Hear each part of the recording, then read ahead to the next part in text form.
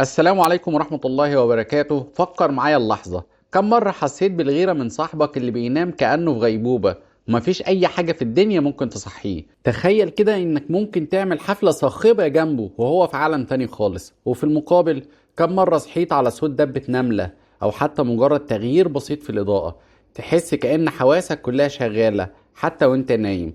خلينا نفهم مع بعض ليه في ناس نومها تقيل لدرجة انك ممكن تعمل فرح جنب سريرهم وما يحسوش، وناس تانية نومها خفيف لدرجة انها بتقوم مفزوعة من اي صوت حتى لو كان همس خفيف. سؤال بيدور في اذهان كتير مننا، والنهاردة هنحاول نفك شفرة الاختلاف ده في طبيعة نومنا. هنتعمق اكتر في فهم العمليات البيولوجية اللي بتحصل اثناء النوم عشان نفهم بالظبط العوامل المعقدة اللي بتخلي النوم شخص تقيل لدرجة السبات الشتوي، والنوم شخص تاني خفيف زي ريشة في مهب الريح بيتأثر بأي مؤثر خارجي بسيط. ركزوا معايا لنهاية الفيديو لأننا على وشك اكتشاف حقائق مدهشة هتغير نظرتكم للنوم تماما.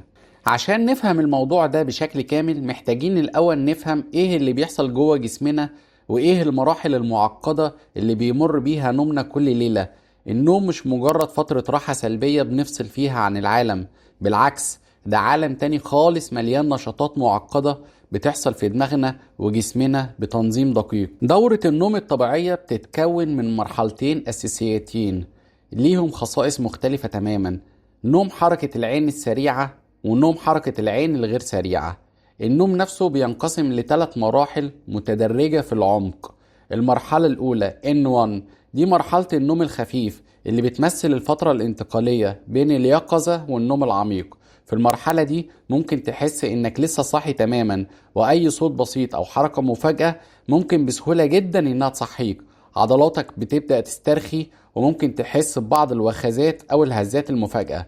المرحلة التانية N2 دي مرحلة نوم اعمق شوية من المرحلة الاولى، وفيها بيبدأ جسمك يستعد للدخول في النوم العميق. بيبدأ فيها معدل ضربات القلب ودرجة حرارة الجسم في الانخفاض بشكل ملحوظ، وموجات المخ بتبقى أبطأ وأكثر انتظاما، وبتظهر فيها أنماط مميزة زي مغازل النوم ومركبات الكي. المرحلة الثالثة N3 ودي بقى مرحلة النوم العميق أو نوم الموجة البطيئة. في المرحلة دي بيكون صعب جدا إنك تصحي الشخص النايم، ولو صحي بيكون متلخبط ومش مركز لفترة طويلة نسبيا. دي المرحلة الحيوية اللي الجسم بيفرز فيها هرمونات النمو الضرورية للأطفال والمراهقين، وبيصلح الأنسجة التالفة وبيقوي جهاز المناعة. بعد ما بنوصل لأعمق مراحل النوم اللي هي ال N3 بنرجع تاني بشكل دوري لمرحلة نوم حركة العين السريعة، ودي المرحلة اللي بتحصل فيها معظم الأحلام اللي بنفتكرها. موجات المخ في المرحلة دي بتكون سريعة وغير منتظمة ومشابهة لموجات المخ في حالة اليقظة، وده اللي بيخليها مرتبطة بالنشاط العقلي المكثف للأحلام. وبتتميز المرحلة دي بحركة العين السريعة المميزة من تحت الجفون المغلقة وارتخاء كامل لعضلات الجسم. طيب دلوقتي بعد ما فهمنا المراحل الأساسية للنوم ودورتها المعقدة، ايه بقى السر ورا الاختلاف الكبير اللي بنشوفه بين الناس؟ ليه شخص ممكن ينام بعمق لساعات طويلة وما يحسش بأي حاجة، وشخص تاني نومه خفيف لدرجة انه بيصحى من اقل حاجة حواليه؟ الإجابة معقدة شوية وفي عوامل كتير متداخلة بتشتغل مع بعضها. أول حاجة العوامل الوراثية والجينات. زي ما لون عينيك وشعرك وطولك بيتحدد بشكل كبير عن طريق الجينات اللي ورثتها من الوالدين، طبيعة نومك وعمقه واستعدادك للاستيقاظ ممكن يكون ليها أساس وراثي قوي. في دراسات علمية تقترح إن بعض الجينات المحددة ممكن تلعب دور مهم في تنظيم دورات النوم والاستجابة للمؤثرات الخارجية المختلفة اللي بتحصل حوالينا أثناء النوم. يعني ممكن ببساطة تكون ورثت من أهلك جينات النوم التقيل اللي بتخليك تدخل في النوم عميق بسهولة وتفضل فيه، أو جينات النوم الخفيف اللي بتخليك أكتر حساسية لأي تغيير في البيئة المحيطة بيك. تاني حاجة نمط الحياة والعادات اليومية الروتينية. عاداتك اليومية ونمط حياتك العام بيأثروا بشكل كبير جدا على جودة وعمق نومك. الناس اللي بتلتزم بجدول نوم منتظم، يعني بيناموا وبيصحوا في نفس الميعاد تقريبا كل يوم حتى في أيام الأجازات، واللي بيمارسوا الرياضة بانتظام لكن مهم جدا إنها تكون مش قبل النوم مباشرة عشان ما تسببش أرق، واللي بيتجنبوا تناول المنبهات زي الكافيين والنيكوتين والكحول قبل النوم بعدة ساعات. غالبا بيكون نومهم أعمق وأكثر استقرارا وأقل عرضة للاستيقاظ المفاجئ. على العكس تماما، السهر لساعات متأخرة من الليل وعدم الانتظام في مواعيد النوم والتعرض المفرط للشاشات والأضواء الزرقاء المنبعثة منها قبل النوم مباشرة ممكن يخلي النوم سطحي ومتقطع وغير مريح. تالت حاجة، الحالة الصحية العامة والأمراض المختلفة. بعض الحالات الصحية والأمراض الجسدية والنفسية ممكن تأثر على طبيعة النوم بشكل كبير وملحوظ. على سبيل المثال، الأشخاص اللي بيعانوا من اضطرابات النوم الأولية زي الأرق المزمن أو اضطراب انقطاع التنفس أثناء النوم بيكون نومهم غالبا خفيف ومتقطع وغير مريح، وبيكونوا أكثر عرضة للاستيقاظ المتكرر خلال الليل. كمان بعض الأمراض المزمنة زي الآلام المزمنة بأنواعها المختلفة أو الاضطرابات النفسية زي الاكتئاب والقلق والتوتر الشديد ممكن تأثر بشكل كبير على جودة النوم وعمقه وتخليه سطحي وسهل الاستيقاظ منه. 4. البيئة المحيطة وظروف غرفة النوم. البيئة اللي بتنام فيها والظروف المحيطة بيك ليها تأثير كبير ومباشر على مدى عمق نومك وجودته.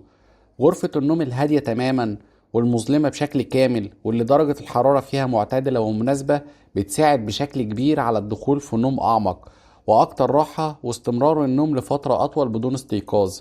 على الجانب الآخر، الضوضاء الخارجية أو الداخلية والإضاءة القوية أو الخافتة ودرجة الحرارة الغير مريحة سواء كانت شديدة الحرارة أو شديدة البرودة ممكن تخلي النوم سطحي وسهل الاستيقاظ منه بأقل مؤثر موجود. 5. مرحلة العمر والتغيرات الفسيولوجية المرتبطة بالعمر. طبيعة النوم وخصائصه بتتغير بشكل طبيعي مع التقدم في العمر. الأطفال والشباب في المراحل العمرية المبكرة غالبا بيكون عندهم نوم أعمق وأطول وبيكونوا أقل عرضة للاستيقاظ المفاجئ، بينما كبار السن بيميلوا بشكل عام للنوم الخفيف والمتقطع والاستيقاظ المتكرر خلال الليل، وده بيكون مرتبط بالتغيرات الفسيولوجية الطبيعية اللي بتحصل مع التقدم في العمر وتأثيرها على تنظيم دورات النوم. 6. مستوى التوتر والقلق والضغوط النفسية. الضغوط النفسية والتوتر والقلق والمشاعر السلبية المختلفة تعتبر من أهم الأسباب الشائعة اللي بتخلي النوم خفيف ومتقطع وسهل الاستيقاظ منه. لما بيكون ذهنك مشغول بالأفكار والمشاكل والصراعات الداخلية بيكون صعب جدا إنك تسترخي وتهدى وتدخل في مراحل النوم العميق والمريح. 7. التأثيرات الجانبية لبعض الأدوية والعقاقير. بعض الأدوية والعقاقير الطبية ممكن يكون ليها تأثير ملحوظ على طبيعة النوم، سواء عن طريق جعل النوم أعمق وأكثر استغراقا أو عن طريق جعله أخف وأكثر سطحية وسهل الاستيقاظ منه. عشان كده من المهم جدا إنك دايما تستشير طبيبك المعالج لو حسيت إن دواء معين بتستخدمه بيأثر بشكل سلبي على نومك. طيب دلوقتي بعد ما شفنا مع بعض الأسباب المحتملة وراء الاختلاف الكبير في عمق النوم بين الناس، بيطرح سؤال مهم نفسه: هل النوم الخفيف أو النوم التقيل يعتبر في حد ذاته مشكلة صحية تستدعي القلق؟ الإجابة على السؤال ده بتعتمد بشكل أساسي على تأثير طبيعة نومك على جودة حياتك اليومية ومستوى طاقتك ونشاطك وقدرتك على التركيز. إيه الحلول العملية والإجراءات اللي ممكن نعملها لو كنا بنعاني من نوم خفيف أو نوم تقيل بشكل مبالغ فيه وبيأثر سلبيا على حياتنا؟ الخبر الكويس إن في كتير من الخطوات اللي ممكن تاخدها عشان تحسن جودة نومك بشكل عام. الحفاظ على روتين نوم منتظم وثابت. حاول قدر الإمكان إنك تنام وتصحى في نفس الميعاد تقريبا كل يوم حتى في أيام الأجازات الأسبوعية عشان تنظم ساعة جسمك البيولوجية. تهيئة بيئة نوم مثالية ومريحة. خلي أوضة نومك بيئة هادية تماما ومظلمة قدر الإمكان ودرجة حرارتها معتدلة ومريحة ونظيفة ومرتبة. تجنب تناول المنبهات قبل النوم. قلل أو امنع تماما تناول المشروبات والأطعمة اللي بتحتوي على الكافيين والنيكوتين والكحول قبل النوم بعدة ساعات. ممارسة تقنيات الاسترخاء والتهدئة قبل النوم.